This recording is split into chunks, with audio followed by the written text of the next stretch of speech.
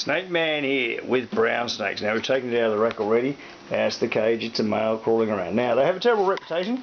They are not aggressive, but they don't mind their food. So you might be a bit fooled here. Just watch. Here he is, there, the snake. Oh, look at that.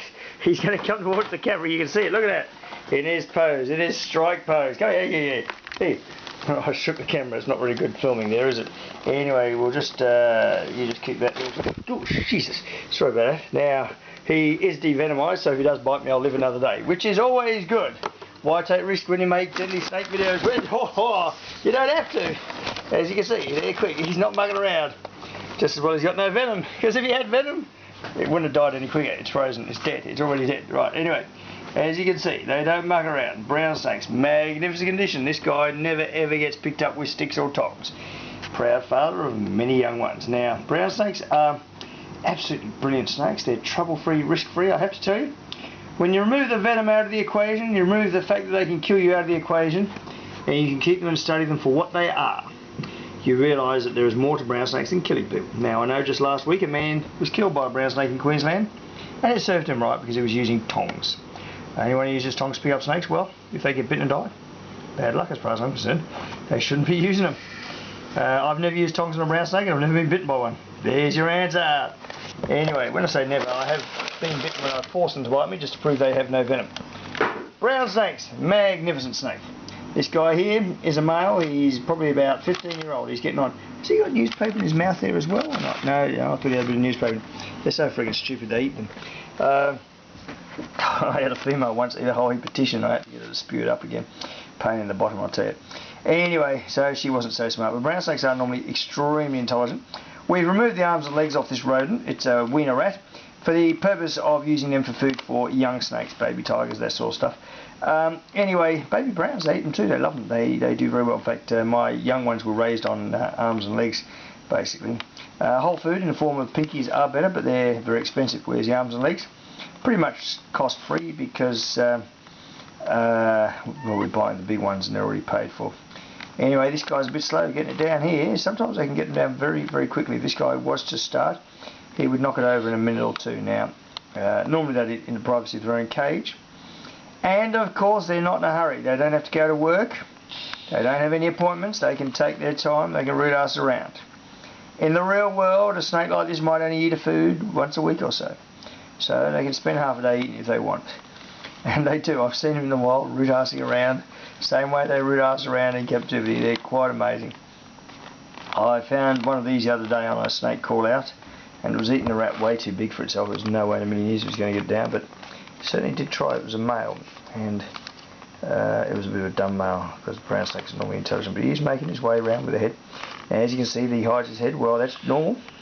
In the real world, they're not posing for cameras, and you can't always get the best footage of the snake eating. I think he's aligned it now. They've got to align it so they've got the head right.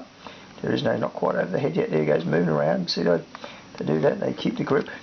It's interesting how they eat, but he's on it now, and he's starting to move it down. Now you can see it's a male. Look at the size of that tail. A large, thick tail. See, it's so friggin' thick, that tail. Testosterone's flying at this time of year. It is November 2011. We have 3 gravid brown snakes here this year. It's not a record. We've done 3 before. We've done 3 in one season before. I've bred them about 10 times, I think, roughly, give or take a couple. Anyway, the reason I mention that is there's nowhere else on this planet that's remotely like that. A few people catch them gravid, get egg, claim to breed them. We're the only ones that actually do it real. That is, we breed them, we raise them, we breed them, we raise them, we breed them, we raise them. We had a young one from Venomoid parents. Venomoid itself laid eggs this year, and so we're going to be flying there. Anyway, brown snakes are magnificent. Yes, they laid eggs this year in November. How did you do it? Well, just laid. They were infertile, but she chucked out 5, so I think it was a good move, because it means next year we will breed her and get heaps of eggs, and if we don't breed her next year, we'll breed her the year after, and we'll definitely get piles. But we're not exactly in a rush for babies because we have a limit on our permit of 10, and I must say 10 is more than enough with brown snakes. We can survive on 1 at a time per show. We don't do 10 venues at once, so they're one snake we never have a shortage of, brown snakes. They're all in immaculate condition. We can use any of the ones we've got, so we're fine. I mean, we just don't need more than 10. It's a pity they are such nice snakes. You'd want 100 of them, but There's too many snakes in the world, and of course you can't keep them all, so we do have to limit our numbers, and we're actually more inclined to keep pythons at the moment because they're the ones we use for the hands-on and the shows. There is nothing stopping us using the deadly snakes to devenimize, but of course Melbourne Zoo can't match our standard. They can't use them, so there's an order on us not allowing us to hand out browns and tigers to people. Not that we actually do as a matter of course, but we were with the Jaffas, which are these pink and black things, which are mega deadly, and we would give people the once in a lifetime opportunity to hold these risk-free. And it's a bit like jumping in a shark pond. Everyone was lining up for it, but of course when people came and saw snake busters, they weren't going to the local government-owned zoo, so they cracked the SADs and they regulated it to stop. That's the problem. In Victoria, the government wants to lower our standards so that inexperienced imitators can compete. They don't really want them to raise their standards to match ours, which is a pity. Those who suffer are the public. Anyway, getting back to brown snakes. This is a boy, a large boy, about 5 and a bit feet. We do catch them bigger. I caught one too bigger this year already than this snake. The ones we catch we have to let go, which is good and bad.